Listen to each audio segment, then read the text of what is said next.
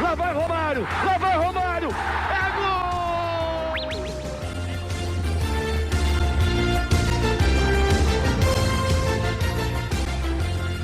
Olá, seja bem-vindo a mais um CoachCast, nossa edição 34 do podcast oficial do Coach Verde. Eu sou Gabriel Salaf, estou aqui para a gente falar sobre tudo o que aconteceu nas eliminatórias sul-americanas na última data FIFA, terminou na semana passada.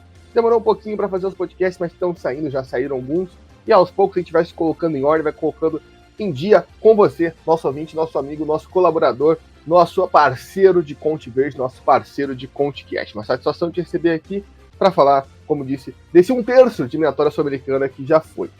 Antes de apresentar quem está ao meu lado, lembro você a seguir a gente nas nossas redes sociais, Twitter, Instagram e TikTok, @CoachVerde_. Também faço aquele pedido para você se inscrever, tanto no Spotify ou no YouTube, está vendo no YouTube. Também deixe seu comentário, sua avaliação, sua crítica, participe da caixinha de perguntas, da enquete que tem aqui embaixo. É muito importante que você participe, construa o CoachCast conosco. Lembrando também para você se tornar um apoiador. Doutor CoachCast demorou, é porque a gente tem que trabalhar, né, para pagar o nosso boleto, para ganhar um din-din. Então, se quer que a gente ganhe din e priorize o Coach Verde, que é o nosso sonho, ajuda a gente lá, por favor, né, para que um dia a gente possa chegar, não, agora eu tô ganhando, não preciso mais trabalhar, foi o que aconteceu, por isso que o CoachCast acabou atrasando, né, saindo por uma semana, e você vai, mas acredito que vocês vão ouvir com o mesmo carinho e mesma disposição de sempre. Mas fica aqui o apelo, apoia.se/CoachVerde, R$10 por mês, menos que um salgado e uma coca. Que hora que eu viajei, cara, a maioria das coisas eu paguei mais de R$10 na hora que eu ia comer um lanchinho, eu fiquei um pouco revoltado com isso, mas enfim, né? Estive no Maracanã também, e também lá era um pouquinho mais de R$10. Então, R$10 por mês, você ajuda a gente a manter esse trabalho, a crescer, a fazer mais viagens como essa que fizemos no Maracanã, né? Alimentar a Sudaca, as 2 viagens já esse ano, né? Tanto Paraguai, tanto Maracanã, uma no estádio, outra fora do estádio. Mas enfim, é papo para outro carnaval isso, mas contamos com o seu apoio. Não pode ajudar financeiramente? Compartilhe esse link, compartilhe o podcast com seus amigos, com quem você sabe que gosta de futebol, gosta de eliminatórias sul-americanas, gosta de ver meninos bolivianos emocionados ao final de uma bela partida de futebol. Ao meu lado está ele, nosso mister, nosso grande, nosso glorioso Mr. Sudaca, meu Ponço, meu nobre, Vinícius do Prado, ô Dudu Nobre. Dudu, além da emoção do menino boliviano, além da emoção de pai Luiz Dias, tivemos grandes momentos, despedidas e várias coisas que aconteceram aí nesse fechamento de 1/3 das eliminatórias sul-americanas. Seja bem-vindo. Alô, Salaf, ouvintes do Coach Verde, o nosso CoachCast, nosso trajeto até a América do Norte em 2026. Prazer estar aqui de novo para a gente repercutir um pouquinho de mais uma data FIFA, né? Um momento importante, como você falou, 1/3 de eliminatórias aí já se passaram. As equipes vão se desenhando aí dentro de um caminho, algumas cumprindo as expectativas, outras nem tanto, e a gente vai falar um pouquinho sobre isso, né? E a Bolívia ganhou, rapaz! Olha aí, hein? Quem diria? O Mr. Zago tá botando pra quebrar, meu. E o Peru marcou um gol, hein? Tem isso também. O Peru fez um gol, olha só. Tem várias novidades. Que bela bosta fazer um gol e ficar na lanterna, mas enfim, né? Enfim, aconteceu o que a gente tava prevendo pro Peru, né? Aconteceu, né? Bailou alguém lá no Peru. Então a gente já fala um pouco mais sobre isso. Vamos passar primeiro os resultados dessa data FIFA, 5ª e 6ª rodada da eliminatória sul-americana. Na primeira rodada, na 5ª rodada, no Hermano Siris, no dia 16, a Bolívia venceu o Peru por 2-0, primeira vitória da Verde. No Monumental de Maturim, Venezuela e Equador empataram em 0-0. E no Metropolitano de Barranquilla, de virada, a Colômbia bateu o Brasil por 2-1. Na Bombonera, o Uruguai deu uma aula para cima da Argentina e venceu por 2-0. E fechando o dia no Monumental de Santiago, o Chile empatou com o Paraguai em 0-0.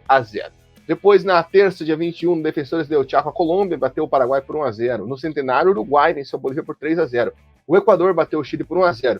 A Argentina bateu o Brasil no Maracanã por 1-0. E fechando a rodada nacional de Lima, Peru e Venezuela empataram em 1-1. A Argentina lidera com 15 pontos, Uruguai com 13, Colômbia 12, Venezuela 9, Equador e Brasil 8-7, seriam os que iriam para a Copa do Mundo direto. Paraguai na repescagem com 5, Chile 5, Bolívia 3, Peru 2. Essa é a tabela das eliminatórias até aqui. Antes de passar time por time, Dudu, a gente estava conversando antes de dar o play na gravação, que nossas projeções iniciais lá em setembro quase todas se concretizaram. Né, o que está meio fora de regra aqui é a Venezuela lá em cima, Brasil, e o Peru um pouco mais abaixo, né, do que a gente estava pensando que veria o Peru. Acho que é isso, né, que dá para falar um pouco de introdução dessas duas rodadas aí, que teve despedida, demissão, enfim, chegadas, partidas, já diria a abertura do Senhor do Destino. Essa marcou época, hein? Mas com certeza, Salaf, a gente tinha trabalhado ali, né, num prognóstico que, por enquanto, né, como a gente comentou, 70% aí tá se cumprindo, né? A gente vê, assim, que realmente o que mais destoa, com certeza, é o Brasil, né, em sexto lugar, né? Com certeza o pessoal aí que acompanhou aí o nosso podcast com o pessoal, os nossos especialistas da seleção, estão vendo aí que a situação não está fácil, né? O Peru, ele tá decepcionando, né? Mas se tivesse 1 ou 2 vitórias, estaria mais ou menos ali como a gente planejava, né? E a grande alegria é a Venezuela aí fazendo uma excelente campanha até o momento, né? Mas acredito que o resto está mais ou menos ali como a gente já tinha planejado. Dá para se ver que se criam já alguns bloquinhos, né? Você vê que do terceiro para o quarto já é uma distância de 3 pontos, do sexto para o sétimo, 2, né? Então, já vai se criando, né? Claro que 2 pontos, uma vitória, é fácil de tirar, né? Até dependendo da situação. Mas, principalmente ali do terceiro para o quarto, a gente já percebe uma separação entre as equipes que eu acredito que vão se distanciar ainda mais aí ao longo dos jogos. Exato, e o Dudu falou aí do podcast do Brasil, já está no ar, né? O podcast 32, para quem não escutou, dá uma olhada no feed. Também ficou convite para você escutar o podcast 33, que entrevistamos Milton Nienoff, preparador de goleiro da Botsuana. Ficou muito legal, conteúdo junto com o pessoal do Ponta de Lança, inclusive, né? Que estava na Cazé TV. Vale a pena dar uma conferida, ficou uma conversa, um bate-papo muito legal. Mas a África é outro continente, a gente está na América do Sul e vamos começar com a líder, a Argentina. A Argentina que conheceu sua primeira derrota após a Copa do Mundo, né, terminou aí o 100% de aproveitamento no ano, não só nas eliminatórias, né? Não tinha perdido nenhum dos amistosos, não tinha empatado, né? Havia vencido o Panamá, Curaçao, a seleção da Austrália e também a seleção da Indonésia, para os amistosos que a Argentina fez. Pegou o Uruguai na Bombonera e também, Dudu, até o resultado do Maracanã, um grande resultado, acima de tudo, mostra, acho que pega primeiro a liderança que é esse time da Argentina, a liderança do Messi, na cena que a gente viu no Maracanã, lamentável, né?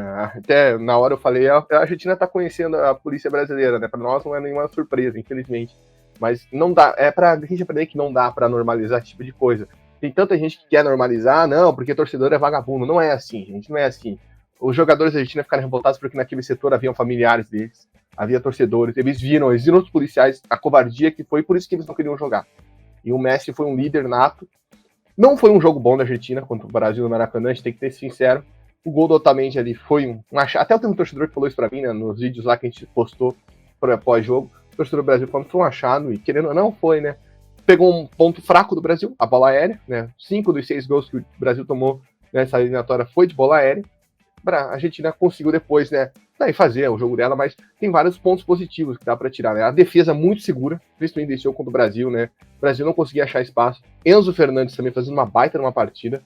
Eu queria que você avaliasse, né? Primeira derrota, né? Um jogo que a Argentina tomou no tático de Louco Bielsa, e depois, aos trancos e barrancos e confusões e paralisações, venceu o Brasil no Maracanã. A gente comentava, né, Salaf, a respeito dessa data FIFA para a Argentina. Depois, né, eu lembro que eu citei que todo carnaval tem seu fim, e a gente sabia que essa seria uma data FIFA bem diferente em relação aos outros jogos da Argentina, porque seria um nível mais competitivo, exigiria um pouco mais da seleção do Scaloni.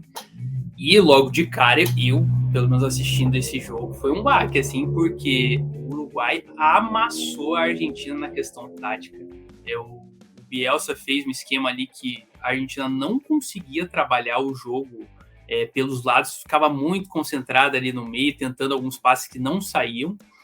E o Uruguai esperando as estocadas para definir o jogo, assim, deu para perceber que faltou um pouco, a Argentina não conseguiu sair daquela emboscada que o Uruguai fez ali lá em La Bombonera, não conseguiu exercer a pressão que se esperava, né? Já como a gente comentou também, de levar o jogo para o estádio do Boca, se imaginava aquele aspecto de Caldeirão.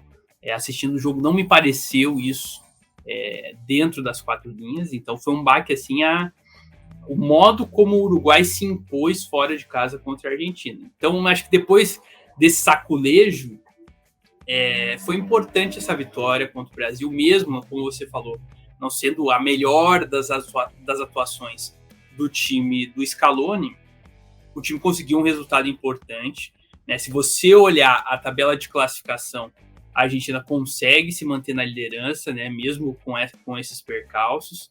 Em relação ao Brasil, que é um dos grandes adversários da equipe historicamente, consegue abrir uma vantagem grande aí dentro da classificação. Então foi uma vitória importante nessa questão de se manter ali no topo, né? Acredito que foi legal de ver como que mesmo com todos esses problemas que a gente viu lamentáveis aí, né, na segurança no entorno das arquibancadas ali do Maracanã, a Argentina conseguiu, né, ligar um estágio para ter um jogo competitivo e vencer. Acredito que tenha sido importante, mas foi interessante de ver, principalmente nessa questão do jogo contra o Uruguai, de ver a Argentina incomodada, né, com a questão de que não conseguiu desempenhar, não foi aquele baile que havia se visto nos amistosos, principalmente também nesse começo de eliminatórias. Deixou a Argentina desconfortável, e aí no jogo contra o Brasil, apesar de não ser a melhor atuação, o time conseguiu um resultado tão interessante aí para dar uma saculejada aí, fazer o nosso Scaloni pensar um pouquinho mais na hora de traçar uma estratégia, né? Vamos ver agora, né? Todas as equipes, todas as seleções, a gente vai ter um tempo um pouco maior, né? Até a Copa América, para eles poderem trabalhar. Então, vai ter um hiato aí entre esse podcast e os demais conteúdos a respeito dos jogos que virão, que vão ser mais para frente, né? Mas foi interessante ver, assim, que nos testes que a Argentina teve, vieram desafios interessantes e que podem ser importantes para o time traçar o futuro, né, de se consolidar ainda mais aí como uma potência do continente. Ainda com certeza, isso não dá para tirar, até pelos últimos resultados, mas é interessante saber que há espaço, há maneiras de se neutralizar esse time. E Dudu, falando, primeiro você falou em torno, né, só para deixar bem claro, não teve confusão no entorno do Maracanã, pelo menos até onde eu vi, né, porque muita gente chegou a me perguntar isso, tava tendo confusão. Não teve confusão, foi só no estádio mesmo. E Dudu, aproveitando esse voo do Scaloni, o final ali da entrevista coletiva deu uma de bye-bye, não chores por minha Argentina. Você acha mesmo que Scaloni tá fechando o ciclo? O que você acha? Dizem que há muita questão interna na AFA, né, que levou ele a botar a boca no trombone, né, literalmente. O que você enxerga aí dessas declarações? Você acha que o Scaloni vai pular o barco no final desse ano, nesse um ano, né, de conquista do título, ou ele segue, o pessoal vai fazer de tudo para ele ficar? Como que você recebeu, né? Eu recebi com um choque, eu não esperava isso, né? Ainda mais depois de uma outra vitória da Argentina no Maracanã, né? Primeira derrota do Brasil como visitante na vitória de Copa do Mundo. Como que você recebeu essa notícia, essas aspas no caso, de Scaloni após a partida? Cara, tem essas duas questões, né? Porque a gente sabe como é a questão da AFA, dentre as entidades aí do futebol. Claro que a CBF também não é nenhum exemplo, né? Mas a gente sabe que a AFA tem os seus problemas, né? Tanto nos campeonatos internos, né? Quanto na questão de representações e tal, né? Bom, a questão do promédio no campeonato argentino, né? Que a gente sempre comenta em off também, já mostra um pouquinho de como os caras, né, não tem assim uma organização assim que se imagina assim para uma entidade tão importante quanto essa, né? Então acredito que isso possa realmente interferir no dia a dia de trabalho, né? Você ter que ter, né, como a atual campeã mundial tem toda essa tradição da camisa argentina, obviamente se espera uma estrutura e um respaldo para a comissão técnica como tal, né? Mas, olhando por outro lado também, às vezes pode ser aquela famosa abelada, né? A gente vê aqui no futebol brasileiro, né? O Abel Ferreira aí no Palmeiras ganhando tudo e sempre também tá reclamando de alguma coisa, né? Então, também pode ser por esse lado. Às vezes o cara, por conta desse momento, né? De ter conhecido aí uma derrota depois de algum tempo, né? Querer se sentir um pouco mais prestigiado, pode ter uma questão de ego também. Vamos lembrar, né? O Scaloni aí, utilizando até um trocadilho com o sobrenome, escalonou muito rápido aí na carreira, né? Começa assim, chegando meio que para apagar um incêndio ali, vai consolidando um trabalho que chega merecidamente ao título mundial. Então, acho que tem os dois lados. Por um lado, a gente sabe que a AFA tem problemas estruturais, isso é de anos, e que isso pode realmente interferir no trabalho, né, do dia a dia. Mas também, às vezes, o cara tem caras que precisam, às vezes, se sentir um pouco mais afagados, assim. Não conheço o Scaloni no dia a dia, né? Talvez possam ter esses dois caminhos aí, mas acredito que, dado o contexto de toda a importância desse título mundial, eu não veria o Scaloni fora da seleção argentina, pelo menos nesse ciclo. Afinal, ele tem todo esse respaldo ainda. Talvez por um próximo, né, para a Copa de 2030, aí é outra coisa. Mas eu acredito que para esse ainda não, porque você ser o atual campeão mundial, acho que tem horas que interfere positivamente a seu favor nesse contexto. Pois é, e até será que Scaloni está lendo cabeça fria, coração quente, né? Fica aí essa dúvida, né? Já com os levantamentos que o Dudu fez.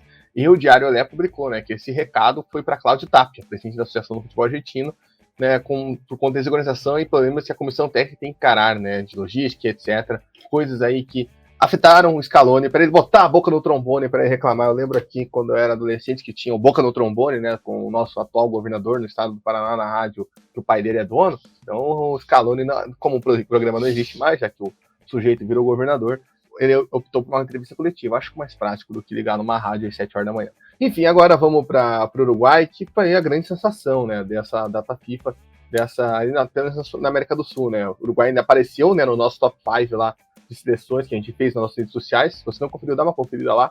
Cara, que jogaço foi na Bombonera do Uruguai. Que aula deu o louco Bielsa. E só para concluir, né, convocar um tema, a gente falou, por que o jogo foi na Bombonera? Foi para botar pressão? Não, foi por causa da Taylor Swift. Só esse foi o motivo do jogo ser na Bombonera, porque teve show da Taylor Swift no Vital de Nunes durante a semana. Ponto. E, cara, óbvio que Bombonera tem todo o espírito, toda a mística, e que aula da seleção uruguaia, que fazia para merecer o gol muito antes de abrir o placar. Abriu o placar, foi consciente, não deixou a Argentina jogar, fez o segundo.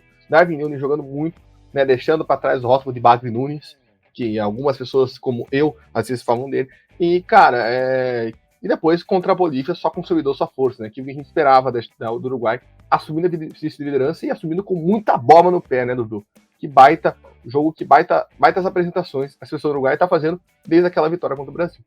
Com certeza, de fato foi o grande destaque dessa data FIFA, a seleção uruguaia. A gente citava a importância dessa data FIFA por conta desse duelo contra a Argentina, que é a seleção a ser batida por conta de todo o contexto que envolve o trabalho do Scaloni.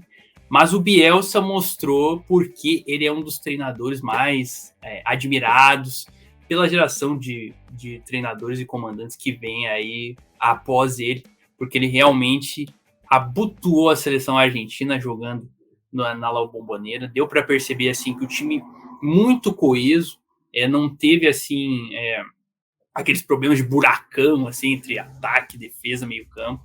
Um time que soube marcar muito bem, congestionou bastante ali o setor de criação argentino, tanto que a Argentina investia muito pelo meio, como eu comentei antes, e não tinha sucesso. A marcação foi muito eficiente.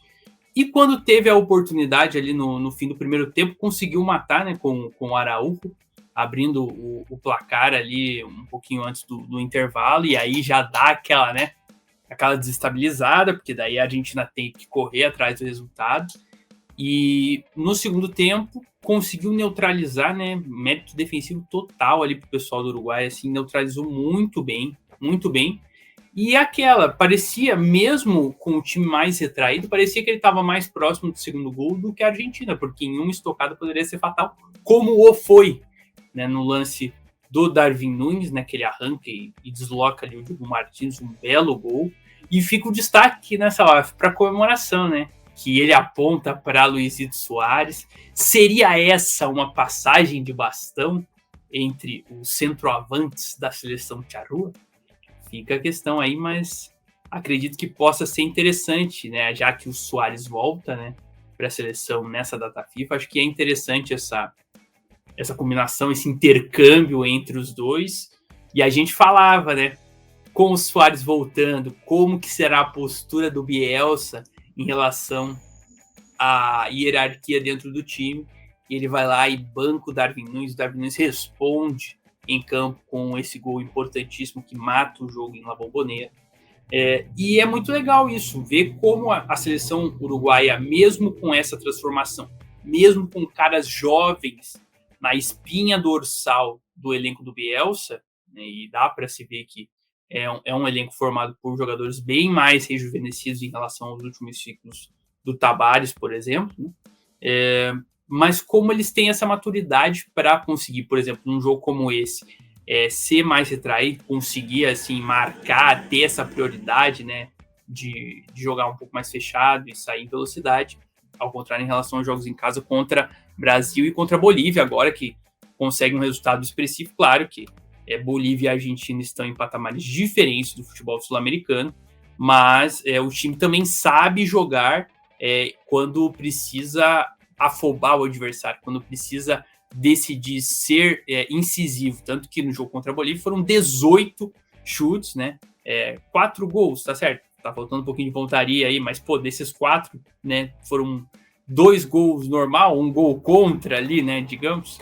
Então, é um volume expressivo. Então, o time sabe jogar em diferentes cenários. E, cara, muito legal de ver como que essa renovação tem dado certo e de forma tão rápida. Com certeza foi o maior beneficiado aí dessa data FIFA, dessa ronda de 2 jogos. E, cara, a distância para a Argentina é de 2 pontos, meu irmão. Dá um vacilo para ver o que acontece. Eu acho que o Uruguai tá ali para brigar de igual para igual com a seleção do Scaloni em busca dessa primeira posição. Você caiu no bote do El Louco Bielsa, né? Fica de olho aí. Se você falou dessa passagem de bastão, eu acho que o gol contra a Bolívia é muito mais que isso, né? O segundo gol do Darwin Nunes, porque ele faz o gol e o Suárez tá na beira do campo para entrar no lugar dele, né? Tipo, literalmente isso. Né? Acho que ali foi uma questão que me marcou muito mais nesse ponto. E agora vamos para uma seleção que a gente estava reclamando, né? Que a gente estava desconfiado, a gente estava um pouquinho com o pé atrás, a gente chegava ali, vinha com 3 empates seguidos e a gente não sabia esperar muito bem da Colômbia. Pois é, os cafeteiros foram lá, vencendo de virada o Brasil, né? Conseguiram até fazer justiça, né, ao jogo. A gente falou isso no nosso podcast de análise da seleção brasileira. O Brasil jogou muito mal, né? Fez o gol, começou melhor, mas depois esquece. Luiz Dias botou o jogo no bolso. E depois, contra o Paraguai, fez o gol no começo e também manteve, né? Teve mais chances de fazer o segundo gol do que o Paraguai de conseguir, né, um empate na partida no Defensores del Chaco. Colômbia consegue 2 vitórias, né? É a única seleção que ainda não perdeu um jogo nas eliminatórias, né? Vale ressaltar isso, já que a Argentina perdeu para o Uruguai. E, Dudu, além de tudo que a gente viu da seleção colombiana nessa data FIFA, também fica o destaque, né? A gente botou aqui até em pauta como seria essa questão psicológica em relação ao drama do Luiz Dias. E as cenas no jogo do Brasil foram legais demais, né? O pai dele completamente emocionado na arquibancada com os gols que o filho fez, com o filho comendo a bola, com o filho aproveitando e aposentando o Emerson Royal por um dia. Podia ser para sempre, mas foi só por um dia. E, enfim, cara, sensacional as cenas que vimos em Barranquilla. E depois, com o gol do Borré, né, que voltou a marcar depois de ter feito o primeiro gol das eliminatórias, para o pessoal que participou do quiz aí, foi o Borré que fez o gol. E aí, Dudu, o que você achou da Colômbia, que enfim convenceu? Vai manter isso agora? Pois é, Salaf. Acredito que depois dessa data FIFA aí a responsabilidade de se manter com esse futebol consistente vai recair, porque foi uma data FIFA espetacular da seleção colombiana, né? Vencer o Brasil, né, da forma que foi, de virada, com todo esse aspecto emocional, foi muito interessante de ver. E também essa questão do Luiz Dias ter essa força mental, cara. Ó que, cara, é uma situação delicadíssima. E o cara conseguir canalizar isso para devolver essa alegria para o povo que estava ali, tanto no estádio lá em Barranquilla, quanto para todos os colombianos que acompanharam o jogo, eu acho que, cara, não tem preço. Tem que ser uma pessoa, assim, muito determinada. Então, cara, parabéns total para o Luiz Dias por, dado esse momento difícil, né? Por conta disso, não era obrigação dele, às vezes, né, ter todo esse rendimento por conta dessa situação, mas ele conseguiu ir muito além, né, do que se esperava nesse contexto específico, e mostrando que é um cara, um referente dessa seleção cafeteira. Então, muito, muito bacana de ver isso, assim.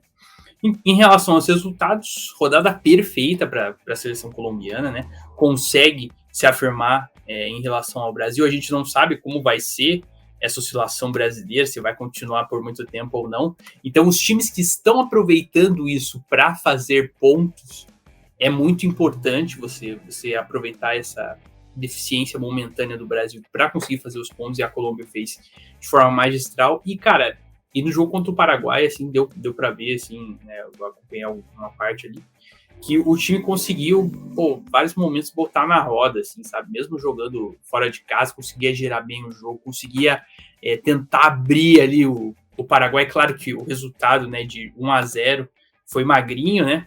Com um gol de pênalti ainda do Borré, mas foram 12 chutes, né? Foram 59% de posse de bola, tô colando aqui, né? Mas, assim, deu para ver que o time se comportou de forma como sendo o protagonista desse jogo no Defensores del Chaco. Então, foi interessante essa postura também da equipe colombiana. E, cara, foi uma rodada sensacional. E como você bem pontuou, o time ainda está invicto na competição, né? A única seleção que ainda não perdeu. E muito importante para se colocar ali naquele pelotão de cima, né? Talvez não tanto quanto a Argentina e o Uruguai, que talvez estejam um patamar, né? Mas para se distanciar dos demais, como eu comentei no começo. A distância agora para a Venezuela, que é a quarta colocada, está em 3 pontos e só vai aumentando em relação aos adversários que estão um pouco mais abaixo. Então, muito importante esses resultados. E vamos torcer aí para que a Colômbia consiga manter esse crescimento. E eu lembro que a gente comentou lá no começo, será que o time vai conseguir ter uma identidade de jogo, né? Com umas mudanças, com algum envelhecimento de alguns atletas, e conseguiu esse DNA tendo uma intensidade, tendo posse de bola, tendo Luiz Dias numa fase espetacular. Então, méritos totais para a Colômbia, porque vem criando e consolidando esse seu DNA, esse ciclo específico para 2026. E fazendo o Rames jogar bola, né? Que o Rames está jogando muito mais na seleção colombiana do que no São Paulo, por exemplo, né? Que é uma coisa que até surpreende, já que a Colômbia não é nenhuma seleção de nível fraco, né? Para um jogador, né? Que o cara tá em decadência da carreira, mas vai na seleção e vai jogar bola. Na Colômbia é uma seleção ok, não é uma seleção para um cara que tá semi-aposentado brilhar, né? Enfim, vamos dizer, semi-aposentado, digo na força expressão, porque o Rames ainda tem muita carreira pela frente, mas acho que vocês entenderam o que eu quis dizer, né? E também ficou um ponto curioso, você tá falando dessa distância. Se a gente for pegar a distância para o Paraguai, já são ali 7 pontos, né? E se a gente for pensar que a gente colocava a Colômbia nesse patamar de onde vai parar, o que vai fazer, né? Desconfiança, se ia conseguir se firmar no grupo de cima ou ia ficar muito para baixo, ela já tá mais 2 rodadas garantidas, ou seja, na próxima ronda ela não sai do G6, por exemplo, já é uma garantia que ela tem. Então isso é importante, como essa data FIFA foi muito importante, e a Colômbia podia estar muito mais acima, né? Se não vacilasse em alguns jogos ali nas primeiras rodadas, se mostrasse mais esse futebol que a gente viu contra o Brasil, contra o Paraguai, nas outras partidas. Vamos ver, né? E a Colômbia tem esse destaque, né? Que a Colômbia ainda vai jogar contra a Bolívia e Peru, né? Então fica esse olho aberto aí, que pode vir aí para os cafeteiros de bom ainda nesse final de primeiro turno. Passando agora, vamos para a Venezuela. A Venezuela que continua sendo a sensação das eliminatórias, né? Não perdeu, mas fica aquele gostinho amargo, né? Acho que Dudu, a gente falou, né? Do ponto que era o Equador, né? Um jogo, até que um empate com o Equador não ia ser mau negócio, foi um jogo muito legal de ver, um jogo muito equilibrado, dava para sentir a tensão, o clima, né, as duas equipes indo para cima, nenhuma, vamos dizer assim, teve tão próximo da vitória, mas foi um jogo muito disputado, pelo menos eu senti isso, né, teve momentos que o Equador estava melhor, teve momentos que a Venezuela estava melhor, e depois o jogo contra o Peru, acho que a Venezuela fez o primeiro tempo muito fraco, e o Peru conseguiu se fortalecer disso, né, que é uma blitz peruana, que a gente já viu contra a Argentina, já falamos mais isso quando fala do Peru, e que saiu na frente, a Venezuela voltou na segunda etapa melhor, conseguiu o empate, teve até chances para virar ali, contra-ataques, teve uma bola ali que foram 3 chutes seguidos, né? Uma loucura ali mais perto do final do jogo. Fica o gostinho amargo porque a Venezuela não venceu fora de casa ainda, e acho que uma seleção que ir para a Copa do Mundo, a Venezuela está se consolidando na parte de cima, mas vencer fora de casa é um ponto fundamental, né? Não foi o pior dos cenários, mas poderia ter sido muito melhor, né? Para a Venezuela, que podia ser mais uma seleção garantida aí por mais 2 rondas no dia 6, se garantiu por mais uma rodada. Pois é, Salaf, gostinho agridoce para nossa Venezuela nessa data FIFA. Como você bem comentou, o jogo contra o Equador, a gente já imaginava que seria um jogo equilibrado, né? Porque são 2 equipes que hoje, se você pega a tabela, estão separadas por apenas 1 ponto. Então, era um jogo que um empate não seria nada, né, fora do comum, como acabou sendo, né? Foi um empate, né? Que não nos surpreende pela questão das 2 equipes estarem muito parelhas. O que realmente pesou foi essa questão do jogo contra a seleção peruana, né? Que a Venezuela conseguiu entre aspas, mérito que ninguém havia conseguido, que é o Peru fazer um gol em alguém. Então, infelizmente, aí a seleção venezuelana acabou perdendo 2 pontos, porque, dado o contexto atual da seleção peruana, vai de troca de técnico, então, tipo, foi a última oportunidade que alguém teve de bater na seleção do Reynoso e não conseguiu, né? Então, fica esse gostinho aí que poderia sim ter tido mais uma data um pouco melhor. Por outro lado, é interessante, né? Quando a gente olha assim e fala, pô, a Venezuela tinha que ter ido melhor, né, cara? Poderia ter vencido esse jogo contra a seleção peruana. Diz muito também sobre essa evolução, porque a gente volta a bater na tecla. Se você pega nos ciclos anteriores, a seleção peruana empata com a Venezuela em casa, seria assim, nossa, crise na seleção peruana, demite todo mundo, tá ligado? E dessa vez não, dessa vez quem tem esse gostinho de que poderia ser melhor é a Venezuela. Então isso é um ponto positivo, mostra que a equipe realmente está em outro patamar. Mas uma questão que você pontuou super bem nessa live. Para classificar para a Copa, vai ter que também pontuar um pouco mais, né? Um pouco mais, fora de casa, beliscar alguns pontinhos aí, porque, cara, se a gente for pensar que a seleção peruana era um adversário acessível, né?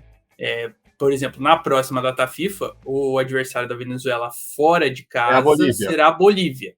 Então, é o outro adversário teoricamente acessível, mas também tem a questão da altitude, tem a questão do contexto da Bolívia. Então, assim, o time vai precisar tentar ser um pouquinho mais efetivo. Então, o resumo esse. É uma data FIFA agridoce, um negócio assim, Gilberto e Gilmar, tá ruim, mas tá bom, entendeu? Vamos ver se a Venezuela consegue aí se manter bem. Acredito que sim. Tá um pouco mais evoluído, assim, mas precisa realmente ajustar essa questão de desempenho fora de casa. Pois é, fica aí também esse ponto, porque depois pega Uruguai e Argentina em sequência, né? É dentro de casa, no Caldeirão de Maturim, mas é Uruguai e Argentina, né? Não dá. E nesse ponto fora de casa, tem que lembrar, a Venezuela fez um bom jogo até contra a Colômbia, mas perdeu. Conseguiu um resultado extraordinário contra o Brasil. E aí, quando chegou a hora de ganhar, acabou, né, parando ali naquela barreira humana que se formou no final do jogo, mas, né, o pezinho também tem uma bola do Rondon ali no final, que um zagueiro chega junto e tira, né, lances assim perigosos, né, mas a Venezuela fica com um resultado bom, mas é gostinho, né, na boca que fica meio assim. Quem chegou nessa situação foi o Equador, né, que tava naquela, né, por conta dos 3 pontos, tentando desandar, e agora estabelece na 5ª colocação, empatou com a Venezuela nesse jogo que a gente até comentou, que foi meio tenso, e depois pegou um Chile já com o treinador interino, já meio destroçado, né, já em fagulhos após a saída do Berizzo. Fez um jogo muito bom, placar, principalmente no primeiro tempo, né, poderia ter sido bem maior, né, o Equador foi muito melhor na primeira etapa. O segundo tempo o Chile até consegue se reencontrar no jogo, o Equador não consegue chegar tanto assim, mas a seleção equatoriana consegue uma vitória muito importante em Quito. Eu acho que o Equador deve um pouco de futebol, não sei se você concorda comigo, Dudu, acho que no Equador, até por conta da Copa do Mundo, boa que fez, infelizmente foi eliminado, mas esse é outro patamar, mas outra questão, né? Tiro curto, mas o futebol apresentado pelo Equador na Copa foi muito legal. A gente esperava um pouquinho mais. O Equador fica devendo um pouco de futebol, mas já tá vindo na 5ª colocação, mesmo com asterisco, ou seja, vai se mantendo, né? Vai se firmando cada vez mais nesse grupo das seleções que buscam a vaga direta na Copa. Pois é, Salaf, concordo contigo, cara. Eu acho que o Equador poderia apresentar um pouquinho mais, não só pela Copa que fez, mas também se a gente for pegar os 2 primeiros jogos ali das eliminatórias, o time perde para a Argentina, mas tendo um futebol muito competitivo, e vence o Uruguai dentro de casa por 2-1, jogando bem, tendo uma intensidade. Então, o que a gente esperava? Se hoje a gente olhar a tabela, são as 2 equipes que estão lá na ponta contra outras equipes que não têm uma qualidade tão boa quanto essa. Se imaginava que o Equador ia se impor muito mais, ia conseguir fazer resultados expressivos, desempenhos assim sufocantes, e concordo contigo, eu acho que está sendo bem burocrático aí esse desempenho do Equador depois desse jogo contra o Uruguai. Ele vence a Bolívia com um gol lá na Bacia das Almas, né? Depois empata com a Colômbia em casa, aí nessa data FIFA consegue um resultado interessante contra a Venezuela, mas não consegue marcar gols, né? E depois vence o Chile, né? Como você falou, teve chances para marcar, mas apenas por 1-0. Então, Eu acredito que a questão maior seja essa parte ofensiva, né? Porque se você for pegar aqui nos números, o Equador, gols contra, o time sofreu 3 em 6 jogos, né? Então é uma média ok. Agora, na questão de gols marcados, o time tem apenas 5. Então, se você comparar, por exemplo, o Brasil, que está atrás dele, tem 8. A Venezuela tem 6. Colômbia, 6. Uruguai, 13. A Argentina, 8. É o pior dos que iriam para a Copa hoje, no caso. Então, exatamente. Acredito que aí, observando os números, eles nos dão algumas dicas do que pode ser feito ou do que está faltando. No caso do Equador, acredito que seja um poderio ofensivo assim um pouquinho melhor, principalmente nos jogos em casa, né? Porque se você for pensar, várias equipes, não todas, né, mas algumas, têm um pouco de dificuldade jogando na altitude de Quito. Então, se você tem um esquema um pouco mais sufocante, pode crer que no intervalo você pode ter uma vantagem boa para já matar ali no primeiro tempo e tal, né? Então, acredito que o time não está conseguindo ter esse poder de conseguir traduzir esse sufoco em um volume de bolas na rede, aí, que acredito que seja o principal objetivo. Concordo contigo, né? Na pontuação, tá ok, porque 8 pontos, né? Se tivesse os 3 ali, ia estar coladinha na Colômbia, então seria uma campanha mais ou menos dentro da faixa que a gente esperava. Mas tá faltando alguma coisinha aí. Vai precisar trabalhar um pouquinho essa questão para a Copa América e para a sequência das eliminatórias. Pois vamos ver se o Equador responde e a gente fecha aqui. É estranho, né? Que a gente vai pular o Brasil na sexta colocação. Isso é muito estranho. A gente tá acostumado a pular o Brasil na liderança, vice-liderança, agora vai pular na sexta. Olha só. Então o Brasil aí no limite da zona de classificação, o Equador ficando, né? Vamos ver se vai conseguir, né, matar os jogos. Eu lembrei muito você falando do jogo contra a Colômbia, que foi um primeiro tempo muito bom. O Equador não fez o gol, no segundo tempo a Colômbia dominou o jogo inteiro, né? Até chegou a marcar, até chegou a perder pênalti, inclusive, na partida. Fale, Dudu. Mas se você acabou de falar para mim, jogo contra a Colômbia, primeiro tempo bom, segundo tempo cai. Você falou também na sua análise do jogo contra o Chile. Primeiro tempo bom, segundo tempo cai. Ou seja, vai se criando um padrão. Exatamente, achamos o problema. Alô, Félix Sanches, escute o podcast. E preparador físico, né? Se o time cai de rendimento no segundo tempo... Dá um pedala lá no seu parceiro lá que comanda o jogador. Pouca coisa manda o preparador de goleiro pra cá, porque a gente tem uma estatística, né? Que todo preparador de goleiro que a gente entrevista, o jogo anterior ele ganhou. Então tem esse ponto. Olha aí, hein? São 2, hein? Alô, preparador de goleiro de seleção, venha pra cá, inclusive o da seleção brasileira. Enfim, vamos lá agora para o Paraguai, que é o 7º colocado. Paraguai, dentro da medida, o resultado contra o Chile foi bom, porque o Paraguai jogou a maior parte do tempo 1 a menos, né? O Rojas foi expulso ali logo na primeira etapa. O Paraguai não sofreu muito, achei que quando saiu a expulsão, falei, puxa, agora o Paraguai vai desandar, e não sofreu, né? O Paraguai conseguiu sustentar, até teve chance para fazer o gol depois, quando ficou 10 contra 10, no final do jogo, o Chile acabou ficando com 10 também, teve um cartão vermelho, mas o Paraguai até teve chances, né, para conseguir essa vitória fora de casa, resultado que dentro das condições foi bom, porém depois, dentro de casa, o Paraguai não soube valer, né, essa vantagem, talvez a vantagem de jogar em casa, tomou um gol no começo, caiu na roda, igual a gente falou da Colômbia, talvez aquilo que a gente esperava com o Daniel Garneiro de evolução ainda não apareceu nessa seleção paraguaia, né, a única vitória, o único gol marcado contra a Bolívia, né, um gol que o Sanabria fez ali, no bate-bote, a bola sobrou, ele, o primeiro toque na bola dele foi gol e acabou, né, o Paraguai não marcou mais depois disso. Bom, se tem uma notícia boa para o Paraguai é que depois desse 1/3, a não ser que nada aconteça de ruim de novo, o Paraguai vai poder contar com o Enciso quando a bola voltar a rolar no futebol de seleções. Que eu acho que faz muita falta o Enciso, cara. Não é que faz pouca falta, o Enciso faz muita falta nesse time. E tendo Almirão e Enciso saudáveis, vamos ver se vai acontecer isso na Copa América e nas eliminatórias, acredito que o Paraguai vai conseguir deslanchar um pouco mais, né? Que eu acho que falta isso, falta muita criatividade, é um time muito pragmático. Enfim, Dudu, queria saber da sua análise dessa data FIFA do Paraguai, que teve resultado que, dentro dos conformes, foi bom, e uma derrota em casa, que pode ter sido esperada pelo que a Colômbia apresentou, mas, né, perder o jogo em casa, para quem quer ir para a Copa, nunca é bom. Falou tudo, Salaf, acho que um resumo bem feito. Cara, eu assisti também, eu tava assistindo coladinho, né, Argentina e Uruguai, daí quando acabou já fui lá também para Chile e Paraguai, e, cara, é bem isso, cara, o primeiro tempo, assim, tava mais ou menos ali, quando vem a expulsão, eu também achei, putz, agora o Chile vai com tudo, mesmo não tendo muita qualidade, vai ali pro abafa, né? Eu vou falar um pouquinho mais sobre minha análise desse jogo quando a gente for falar do Chile, né? Mas fica o mérito aí da seleção paraguaia de ter conseguido segurar a barra, né? Com um jogador a menos. Depois, no final, acho que até teve uma oportunidade ali para tentar concluir, mas ficou ali o resultado, poderia ser melhor, poderia ser pior, só que dado o contexto da data em si, uma Colômbia muito bem indo enfrentar nos seus domínios, seria importante a equipe ter garantido esses 3 pontos para tentar beliscar, sei lá, quem sabe um ponto em casa, né?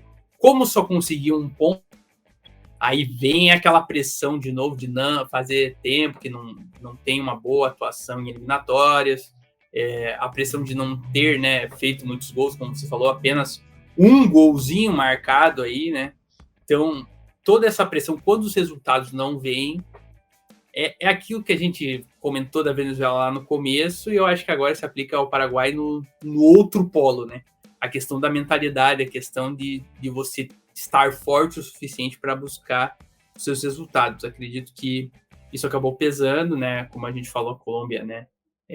Muitas vezes no campo ofensivo Paraguai. Então, dado o contexto, até que o empate foi ok, mas dado o contexto das 2 rodadas, do que se tinha de importância para esse jogo, foi uma rodada decepcionante aí da seleção paraguaia, e a previsão é piorar, porque na próxima data FIFA, né, considerando aqui, em setembro de 2024, o time vai pegar Uruguai fora de casa e Brasil no Paraguai. Então, nada boa essa sequência aí para as voltas de Enciso e Almiron saudáveis, hein? Vou ter que tirar um coelhinho da cartola aí.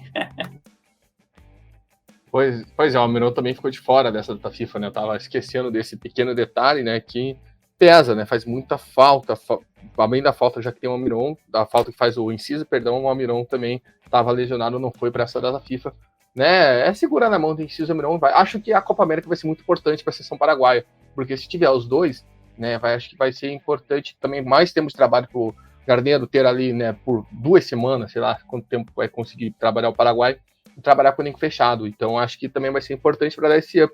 E quem diria que Paraguai e Brasil podem fazer um confronto direto pela vaga direto na Copa do Mundo? Olha só que situação que chegamos, né? Acho que esse é um ponto importante, né? Porque os estados pesam, porque o Paraguai se afasta muito, né, dessa briga. Fica 3 pontos do Equador e 2 do Brasil, e o Brasil, querendo ou não, por mais que a gente esteja nessa milhares de crise, não sei o quê, a gente não acha que o Brasil vai ficar nessa situação para sempre, né? Que a briga não vai ser com o Brasil do Paraguai, a não ser que uma coisa dê muito errada na seleção brasileira e enfim, tá caminhando para muito errado, né? Segundo o senhor Edinaldo Rodrigues, o Tchelotti vai renovar, senhor Edinaldo Rodrigues. Para de falar que ele vai ser o treinador, por favor, vamos trabalhar. Enfim, deixar a corneta de lado desse grande mestre da CBF, mestre fazer cagada, a gente fica de olho, né? Também como que o Paraguai vai se comportar. Eu acredito que a Copa América vai ser muito importante justamente para ver se Enciso e Almiron junto na seleção vão corresponder às nossas expectativas. Vamos para o Chile. Agora chegamos na hora onde as coisas começaram a ficar interessantes no sentido de comando técnico. No meio da data FIFA, o Chile, né, fez uma partida muito medíocre contra o Paraguai, né? Teve ali a chance de ganhar o jogo porque estava com um a mais, e a maior parte do tempo o Chile não conseguia produzir, o Chile não teve grandes chances. Inclusive, Dudu mentiu quando estava falando que esperou o jogo da Argentina e do Uruguai acabar, porque em determinado momento, eu estava vendo o jogo com delay, Dudu me mandou, vai vir VAR. E era o VAR da expulsão do Rojas. E a expulsão do Rojas aconteceu quando ele estava rolando o jogo da Argentina. Então fica aí essa exposed a Dudu Nobre. Enfim, vamos lá agora falar sobre o Chile. O Chile conseguiu aí essa derrota aí, esse empate com o Paraguai, com um sabor de derrota, né, para a seleção chilena em Santiago. Né, ficou esse gosto amargo. Logo após a partida, Eduardo Berriço pediu o boné, né, pediu assim, ó, para meter o pé. E aí, contra o Equador, o time foi comandado por Nicolás Córdova, né, que é um treinador da base ali da seleção chilena, acabou perdendo por Equador por 1-0, foi aquilo que a gente falou, o Equador fez muito bem, o Chile voltou no segundo tempo, mas não teve tantas oportunidades assim, né, de concluir em gol. Agora o Chile tem que se preocupar em como vai conseguir se manter, tá com a mesma pontuação do Paraguai, é verdade, mas apresentando um futebol muito abaixo.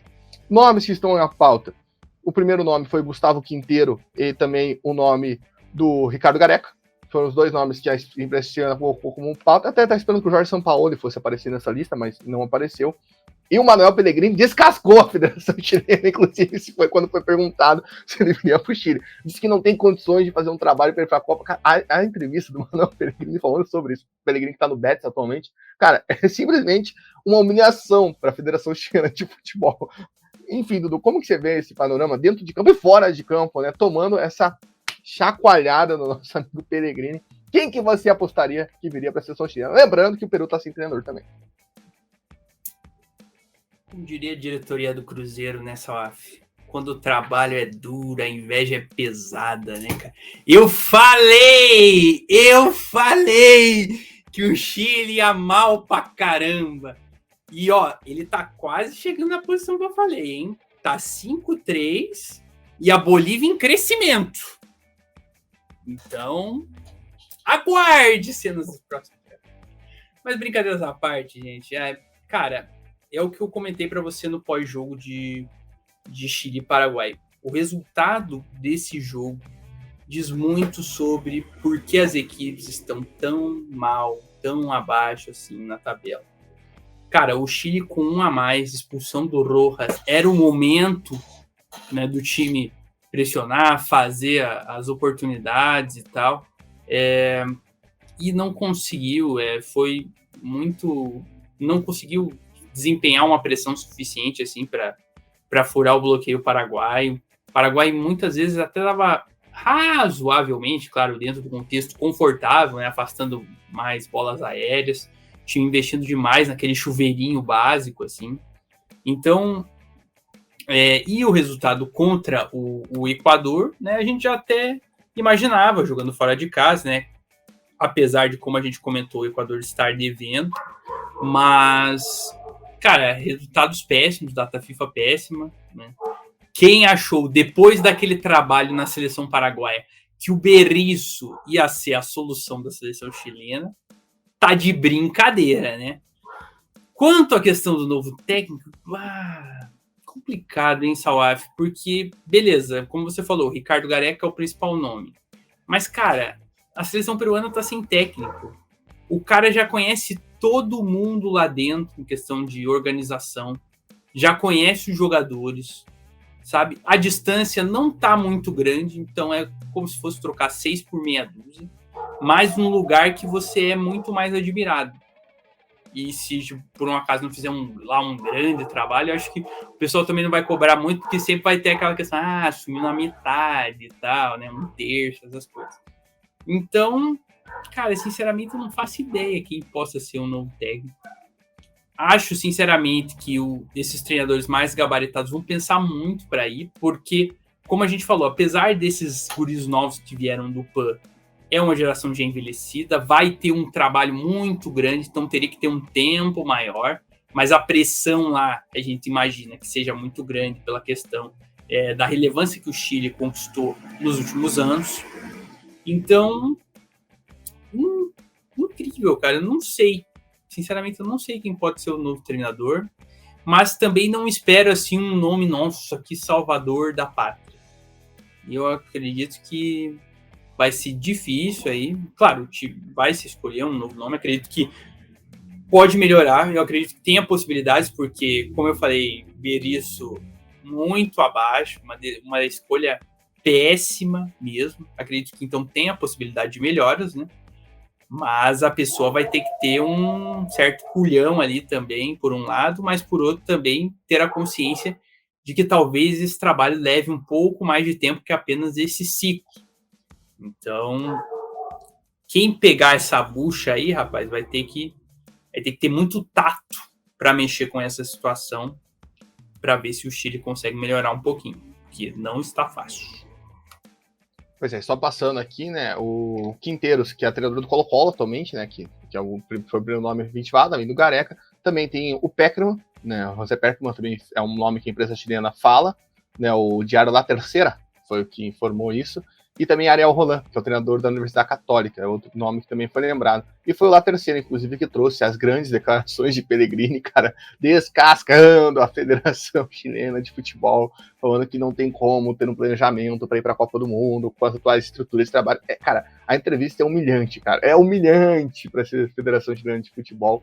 Então, Pellegrini não vai para a seleção chilena, pode ficar tranquilo. São Paulo, que é o nome que eu até pensei na hora que saiu a demissão, tá para ir pro Boca Juniors, é o que estão falando aí atualmente. Vamos ver se vai ou não vai. O careca mais brilhante que já passou pelo Brasil, menos pelo Rio de Janeiro. Enfim, vamos agora passar para a seleção boliviana. Os torcedores do Santos acham isso, né? Então vamos ver isso. Falando de um careca que passou pelo Santos, Antônio Carlos Zago estreou pela Bolívia, né? Conseguiu aí uma grande vitória contra o Peru, jogando muito bem. Acho que esse é o principal ponto. Emocionando uma criança. Felizona lá, falando, ganhamos uma partida, nós íamos muito tempo que não ganhávamos na partida. O Dudu já recebeu esse vídeo 5 vezes por mim no Instagram e vai receber isso mais umas 20 vezes, cara, porque esse vídeo é realmente muito fofo.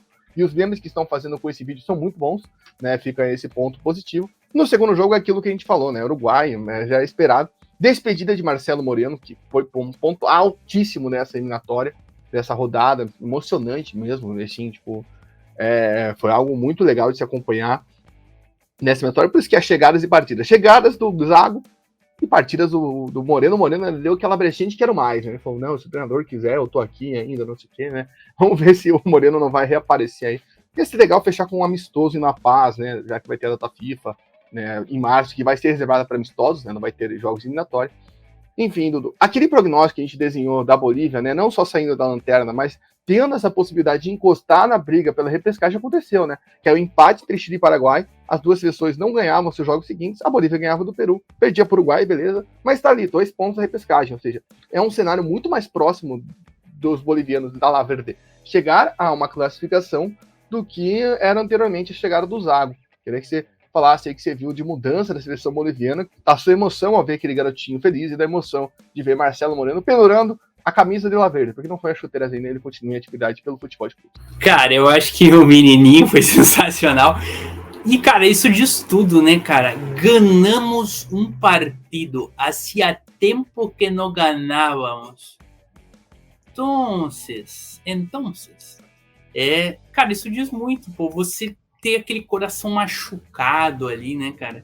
Ser, né, mais uma vez, a síndrome do patinho feio, né? Como todas, né, às vezes, antes dessa eliminatória, né? Desde 94, ali o pessoal caçoando aí da Bolívia em relação a isso. Acredito que o principal ponto positivo dessa rodada seja que com o Zago o time conseguiu fazer novamente. Claro, foi contra a seleção peruana, mas conseguir resgatar esse espírito de fazer dos jogos em La Paz um verdadeiro caldeirão. Acredito que isso seja muito importante, porque a gente sabe que várias equipes têm dificuldades em jogar na altitude. Então, você conseguir resgatar esse espírito de ser um time que se imponha, que consiga resultados em casa, no caso da seleção boliviana, é fundamental. Até porque, se a gente pegar, por exemplo, os adversários diretos ali nessa luta por uma vaga na repescagem, que são Paraguai e Chile, o Paraguai tem tido problemas em casa, né? A gente citou aí o empate contra a seleção peruana, lá que você acompanhou, a derrota agora para a seleção colombiana. Então é uma equipe que perde pontos em casa. E o Chile, nem se fala, né? Pô, empatou com o Paraguai em casa nessa data FIFA. Se não me engano, havia também empatado. Deixa eu pegar aqui na nossa estatística. Olha, ele empatou com a Colômbia. Empatou com a Colômbia, perfeito. Então, assim, são times que perdem pontos em casa e não conseguem recuperar fora.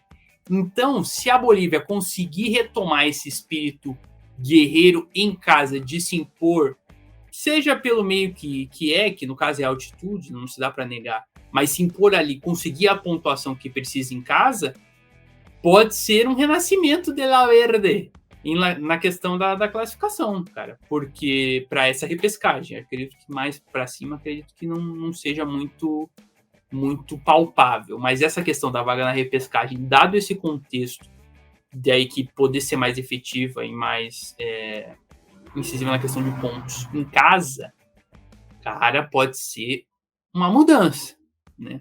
Claro, agora Chile e Peru também vão ter mudanças em seus comandos técnicos. Então isso também pode interferir para subir o sarrafo dessa briga. Mas o mais importante é que a Bolívia deu um primeiro passo. Em relação ao Marcelo Moreno, cara, que dizer, né? Maior artilheiro da seleção aí, com 31 gols em 108 jogos, segundo o Globo Esporte. Agora não sei se são 108 ou 109, né, dado. Não sei se essa matéria foi publicada antes do jogo contra o Uruguai ou não. Mas, enfim, é um cara que fez uma escolha e acredito que foi a melhor escolha que ele poderia ter feito, cara. Porque no Brasil, ele seria apenas mais um. E lá na seleção boliviana, ele é o referente, é o cara. É um bastião ali da cultura boliviana. Foi convocado, né, muitas vezes durante esses últimos ciclos, né? Então, acredito que ele fez uma excelente escolha e é muito legal ver, assim, uma trajetória bacana construída pelo Marcelo Moreno com a camisa da seleção boliviana, né? E esperamos aí que, quem sabe, um jogo de despedida, né? Quem sabe futuramente uma transição, né, para algum cargo dentro da Federação Boliviana, acredito que possa ser interessante, talvez começando por uma base. Quem sabe ser o futuro treinador da seleção boliviana. Fica aí uma dica aí pro pessoal, né? Mas muito legal, assim, de saber essa história legal que o Marcelo construiu com a camisa da seleção boliviana, que tem tudo para evoluir. Vamos ver aí as cenas dos próximos capítulos. Acho que para essas seleções que estão na parte mais baixa da tabela, acho que essa data FIFA não, mas a Copa América vai ser muito importante, né? Acho que esse meio de ano aí, sim, jogos para as seleções buscarem evolução, né? As duas seleções que vão trocar esse treinador, as duas seleções que trocaram de treinador, né? E estão buscando aí esse conforme, talvez o Zago tenha saído melhor que o Garneiro, né? No Paraguai, acho que nesse início de trabalho, né? Pelo que demonstrou, por exemplo, principalmente em campo, né? De nível de jogo, de atuação, óbvio. A Paraguai já vacilou com o Peru, né? Então tem essa questão. Então, e cara, só para pontuar sobre o menininho, a última vez que ele tinha vindo à Bolívia ganhar uma partida foi no dia 28 de março, quando a Bolívia venceu a Arábia Saudita, né? Foi um jogo válido, um amistoso, né? A Arábia Saudita, que não tinha ganho de ninguém, também perdeu para a Bolívia. E na Bolívia, a última vitória aqui, pelo que consta minhas anotações, foi contra o Uruguai, aquela vitória nas eliminatórias pela Copa de 2022 e em 2021 ainda, né? Também tem uma vitória aqui em cima de Trindade e Tobago por 5-0 no amistoso. Eu não tenho certeza se esse jogo foi na Bolívia ou foi nos Estados Unidos, porque, né, a gente sabe que esses jogos são em vários lugares aleatórios. Não, foi em Sucre. Então, a última vitória da Bolívia, tinha sido esse amistoso 5-0 para cima de Trindade e Tobago no dia 21 de janeiro de 2022. Olha só, fazia muito tempo que o garotinho não viu uma partida, uma vitória mesmo da seleção boliviana, principalmente em casa. Na TV, tinha visto já esse ano, mas a gente sabe, né, memória de criança, o cara tava começando lá o seu ano escolar, ganhou o jogo da Arábia Saudita, terminou o ano, ganhou outro jogo. Então, toda a alegria, toda a emoção do menininho, que é algo que o menininho do Peru ainda não sentiu. É tipo assim, se você tiver boas notas, a seleção vai ganhar o Exatamente. Espero que ano que vem o moleque vai virar um CDF, pelo visto, né, depois dessa emoção, se for isso mesmo. Cara, agora vamos passar para quem não teve essa emoção ainda, que foi o menininho peruano, que o Peru encerrou o ano sem vitórias nas eliminatórias da Copa, quase sem marcar um gol, né? Primeiro jogo, uma decepção, acho que a atuação do Peru contra a Bolívia, né? Porque a gente sabe, era um jogo que a gente estava esperando por conta desse patamar, mas, cara, a Bolívia amassou o Peru. A seleção peruana não deu nenhuma resistência, né? Ali eu já achei que o Reynoso ia bailar, né? Achei que já ia acontecer o que aconteceu. Quer dizer, que o Berizzo, ele se demitiu, né? Não foi a Federação Chilena que falou, vai embora. Foi ele que deixou o boné na recepção e vazou. Depois, jogo contra a Venezuela, até que foi aquilo que a gente falou, aquela blitz da bicolor, né, logo no começo do jogo, conseguiu fazer um gol com o Yotun. No segundo tempo, a Venezuela cresceu, o Peru ainda tentou equilibrar o jogo, saiu com um empate. É aquilo, né, que você falou, a gente falou, se você pegasse um retrospecto do Peru empatando com uma seleção, né, grande não, mas seleção que tá lá em cima, no G4, dentro de casa, ok, esse resultado ok, mas até esse panorama, se a Venezuela está na situação que o Peru está, vindo de uma derrota capacitante contra a Bolívia, dói muito. E aí não teve jeito, o Reynoso bailou! Eu acredito que muito da queda do Reynoso foi a galera olhando, se a gente não demitir agora, o Gareca vai pro Chile. Então, vamos já fazer aqui, ó, não tem mais entrevista coletiva do Gareca que salve. Agora quem vai ficar com o Gareca? O Peru é o favorito, né? Porque já conhece os caminhos atalhos para trazer o Ricardinho. Ricardinho, vem para cá, Ricardito, venha. E aí, Dudu, o que você viu aí do Peru que perdeu um jogo contra a Bolívia, até fez o gol contra a Venezuela, mas não conseguiu mostrar muito futebol, e agora tá na busca para ver se convence Caio Gareca a voltar. Aleluia! Aleluia! Aleluia! Pelo amor de Deus, cara. Você tá louco, cara. Que demora pra demitir esse Reinoso, hein, cara? Nossa senhora. Finalmente. Algo que a gente já vinha falando, acredito que desde a segunda, né, rodada aí já, que a seleção peruana nas mãos do Reinoso tinha um desempenho muito abaixo, assim, muito medrosa, eu diria. Sabe? Muito recuada, reativa, esperando assim os movimentos dos adversários, mas isso era com todas as seleções, e acredito que você está na lanterna da competição, tendo, por exemplo, uma Bolívia aí destroçada, que agora vai tentar se recompor, acho que diz muito sobre esse trabalho pífio que o Reinoso teve no comando técnico da seleção peruana. Acredito que o Gareca, sim, é o principal nome, por tudo que a gente comentou, né, pela questão de ter essa identificação, de saber os caminhos, de saber como levar essa seleção a uma Copa, afinal já o fez. Mas, cara, sinceramente, vindo ele ou vindo outro nome, eu acho que pior que tá, não fica, né?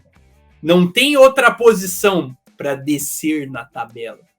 Então, a mudança, eu acho que até demorou um pouquinho, poderia ter sido até na data FIFA anterior, dada a questão de que esse jogo contra a Bolívia poderia ser importante para se distanciar aí dessa última colocação. Mas já que demorou um pouquinho mais, fez, né? Vamos esperar aí que a seleção peruana, tenha uma melhora com a chegada de um novo técnico.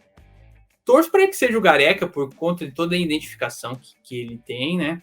E ainda apesar de poder ter sido antes, é um momento bacana que vai ter um tempo aí para a galera digerir, vai ter essa questão da Copa América, que, como você falou, vai servir para as equipes terem um período de treinamento. Então, quando a gente fizer o pré da próxima data FIFA, né, além de outros, a gente vai fazer outros conteúdos, acredito, a respeito da Copa América, mas quando a gente fizer o próximo pré das eliminatórias, acredito que vai ter muita coisa interessante aí, e novas possibilidades para essas equipes que estão mais na parte de baixo. Como eu falei, eu acho que pior do que estava não tinha como chegar, só se mantivesse o Reinoso até o final. Então, já que trocou, né, vai ser algo positivo. Vamos ver aí quem será o novo comandante da Bicolor. Cara, e é sensacional, porque que aconteceu de novo, que a gente falou no outro podcast, o Gareca foi pro Peru nesse final de semana para participar da partida despedida de Carlos Lombaton, cara. Achei que era outro congresso. Não, foi o despedido de Carlos Lombaton e aí voltou a todo mundo pedir ele, e eu achei que é uma declaração que tá em vídeo, então eu não vou conseguir ver agora, né, porque eu fui ver isso, achei isso agora, só declaração de Farfã, falando sobre a possibilidade de El Tigre voltar ao comando da seleção peruana. Cara, essa novela do Gareca, eu torço pro Gareca não ser contratado só pra toda vez que acaba uma data FIFA aparecer o Gareca no Peru, cara. Porque é surreal, cara. O Peru não vai bem, o Gareca aparece no Peru, cara. Tipo, é de férias com ex, é o Jorge Jesus no Flamengo, tá ligado? É uma coisa surreal, cara. É muito engraçado. Eu acho muito bom de ver isso, cara. Mas enfim, vamos ver como que vai chegar essa questão, Fábio. Se o Gareca é o Jorge Jesus no Flamengo, com certeza o Reinoso é o Domenech Churran. Exatamente, aquele cara, não, vem com a proteção, não sei o que, tome.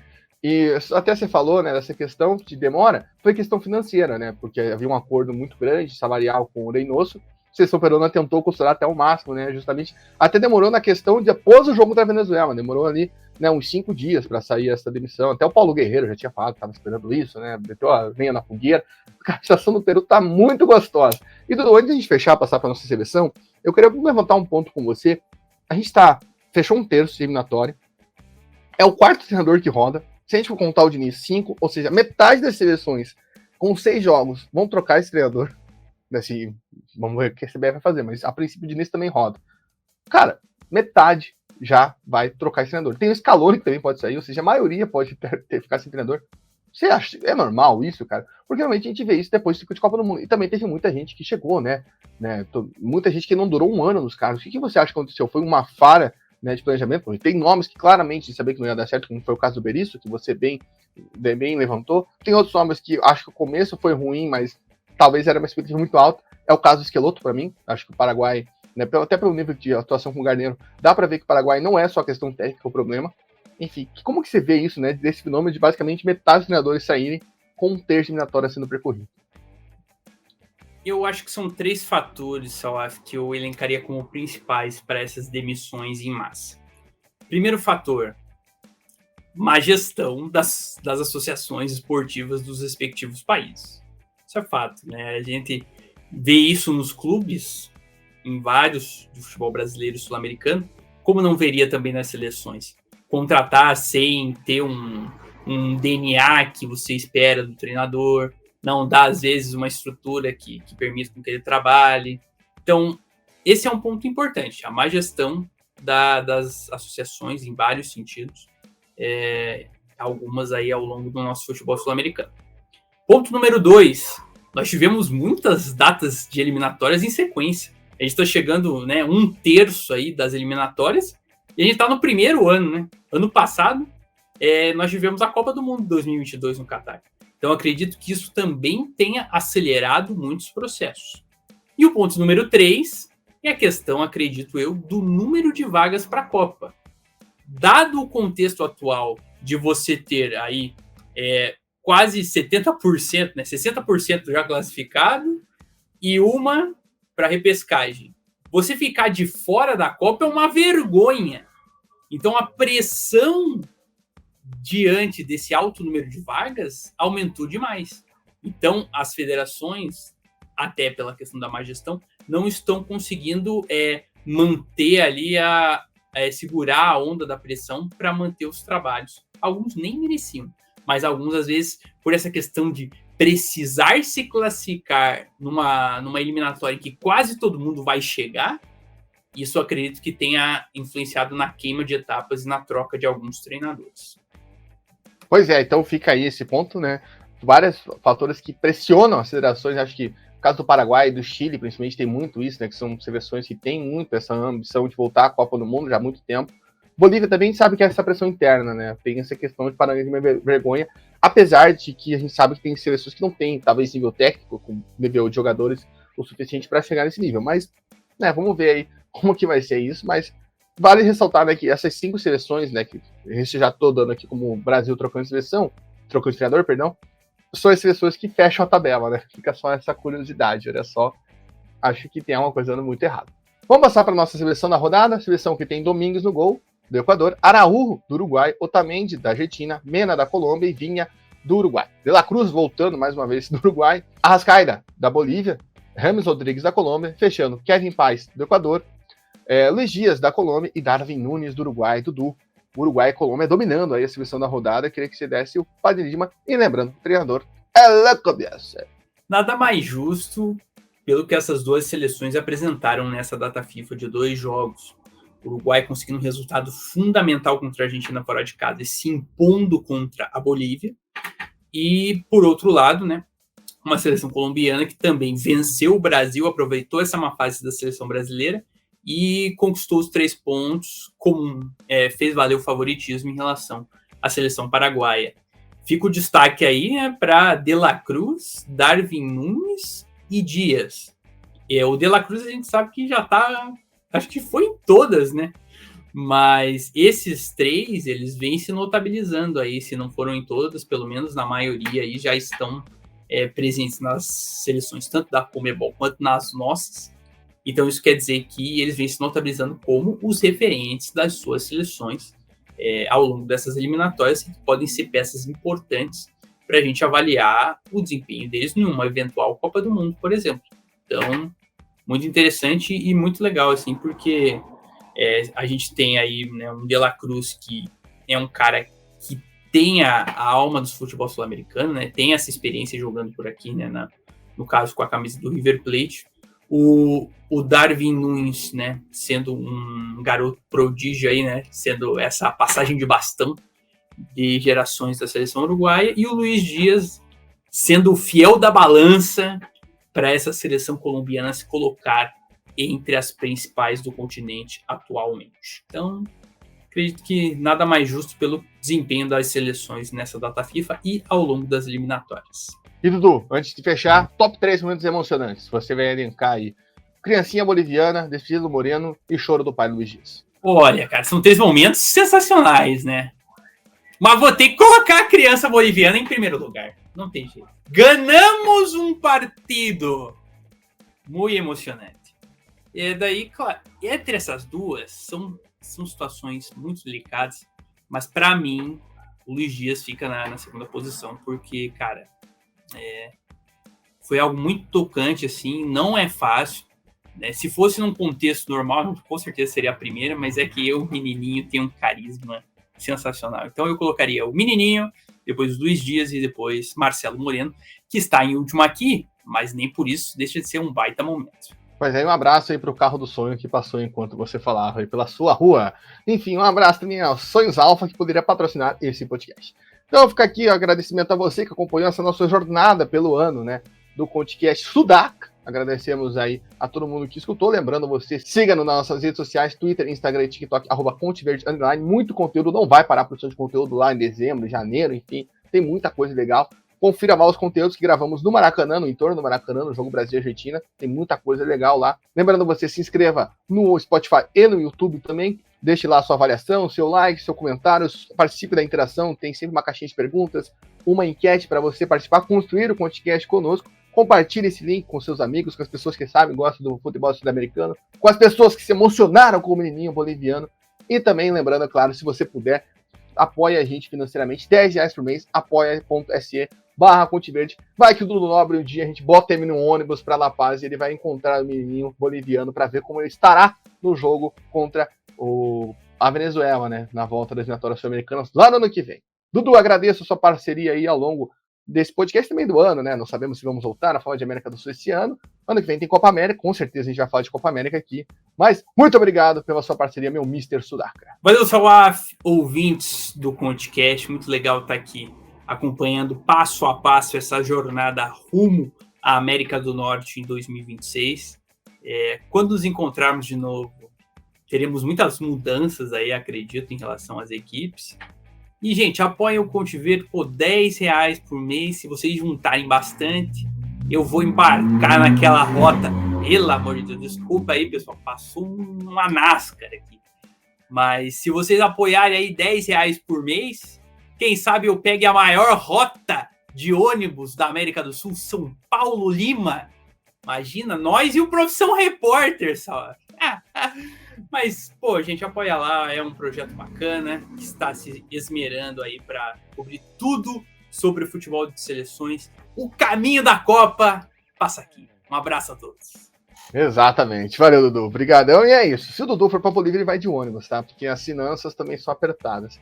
Mas aí, ou depende do nível, né? Se você quer apoiar e dar uma viagem pra gente, alô, companhias aéreas, hein? Alô, Boa! Tem a Boa lá que faz Exatamente. a Santa Cruz de la Sierra. Exato, tem que torcer pro jogo sem Santa Cruz da Sierra também, né? Tem esse ponto. Mas é isso. Obrigado a todo mundo que escutou esse podcast até aqui. Aturou a gente falando várias besteiras, o Carro do Sonho e o nosso amigo Toreto, que passou pela rua do Dudu agora há pouco. E a gente convida você, né? Tem vários podcasts ainda que vão ser essa semana de análise da data FIFA. Tá atrasadinho, mas logo sai. Lembrando você, os podcasts anteriores, a análise do jogo do Brasil, dos jogos do Brasil e também uma entrevista exclusiva com o Milton Nianov, preparador de goleiros da Seleção da Botsuana. Confere aí e fica ligado, tem muita coisa para sair e a gente espera aqui no próximo. ConteVerde, caminho da Copa do Mundo, passa por aqui. Até mais!